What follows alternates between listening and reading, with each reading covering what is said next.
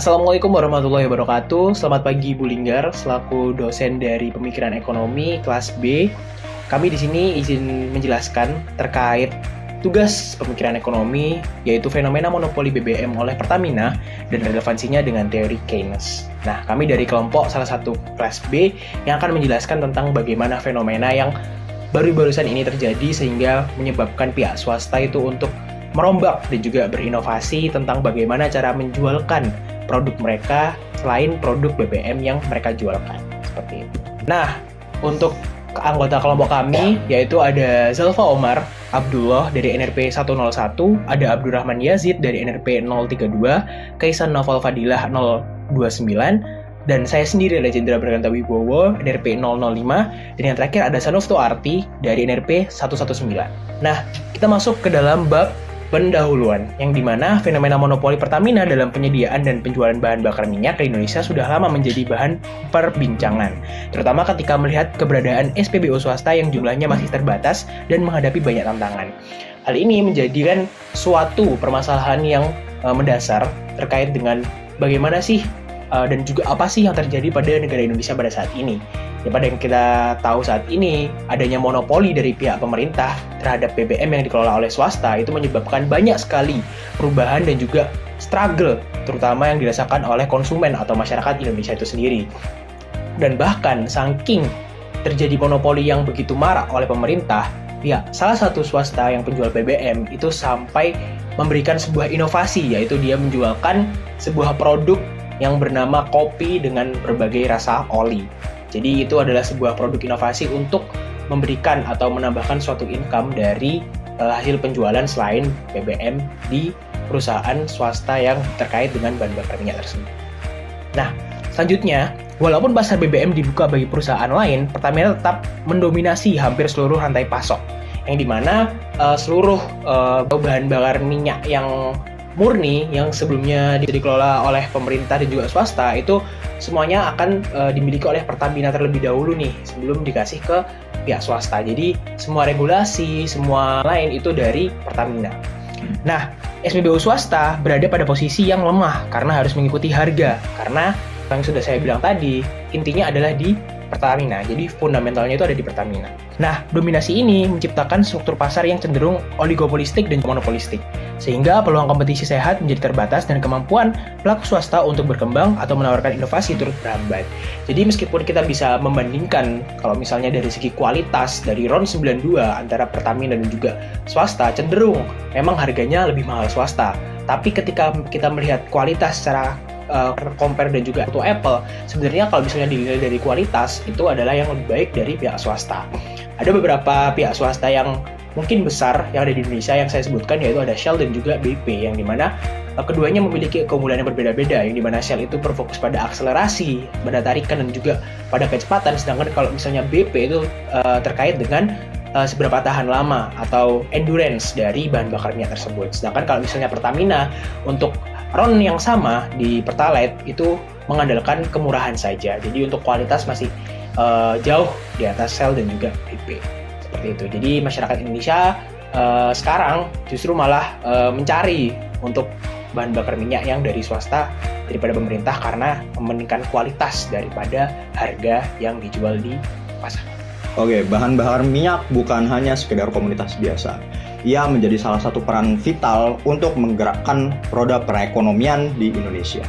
Nah, di sini pemerintah harus atau wajib berperan secara aktif untuk mengintervensi dalam rangka menjaga pasar untuk tetap stabil. Namun, sebagai salah satu contohnya, di dalam Perpres nomor 191 tahun 2014, di sini pemerintah itu turut berperan aktif dalam menjaga, menentukan distribusi, penugasan, dan mempertahankan harga jual beli di BBM di Indonesia, supaya dalam tanda kutip di sini tujuannya adalah untuk menjaga keseimbangan dari pasar BBM tersebut agar tidak menciptakan yang namanya dominasi dari suatu perusahaan tertentu. Akan tetapi kelompok kami menilai bahwa apa yang akhir-akhir ini terjadi, fenomena Pertamina di mana SPBU swasta itu wajib membeli bahan bakar minyak ke Pertamina, itu malah menjadikan apa yang tertuang dalam Perpres nomor 191 tahun 2014 ini menjadi sebuah hal yang kontradiktif, di mana pada mulanya Perpres ini bertujuan untuk menciptakan stabilitas pasar, namun malah dengan adanya kebijakan yang baru-baru ini terjadi, malah menimbulkan dominasi pasar, yang dalam hal ini aktor utamanya adalah Pertamina sebagai pemegang distribusi minyak BBM terbesar di Indonesia. Nah, kemudian kelompok kami pun mengangkat tema tersebut supaya bagaimana sih langkah yang seharusnya dilakukan oleh pemerintah dalam menentukan kebijakan yang pas supaya Pertamina ini tidak hanya menjadi aktor dominan di dalam pasar BBM, agar SPBU swasta tetap hidup. Dalam hal ini kami mengaitkannya dengan teori Keynesian, bagaimana peran pemerintah itu harus tetap ada dalam menjaga pasar, namun juga tetap memberikan kebebasan dalam pasar bergerak mau seperti apa. Nah, di sini kelompok kami mengangkat tema tersebut untuk memberikan beberapa kebijakan yang sekiranya tepat untuk digunakan oleh pemerintah supaya dalam kedepannya Pertamina tidak hanya menjadi aktor dominan dalam pasar BBM tersebut. Sekarang mari masuk pada alternatif. Menurut kami, tergantung SPBU swasta pada Pertamina, terutama disebabkan oleh desain kebijakan yang membatasi impor dan menempatkan Pertamina sebagai pemasok utama dari BBM. Ini menciptakan struktur pasar yang menjadi regulasi, bukan sebuah persaingan bebas secara ekonomi sehat. Walaupun kuota impor ditambah, secara distribusinya tetap dipegang oleh satu pihak itu saja, maka dari itu kelangkaan tetap terjadi. Mekanisme B2B wajib kepada Pertamina. Ini menciptakan user.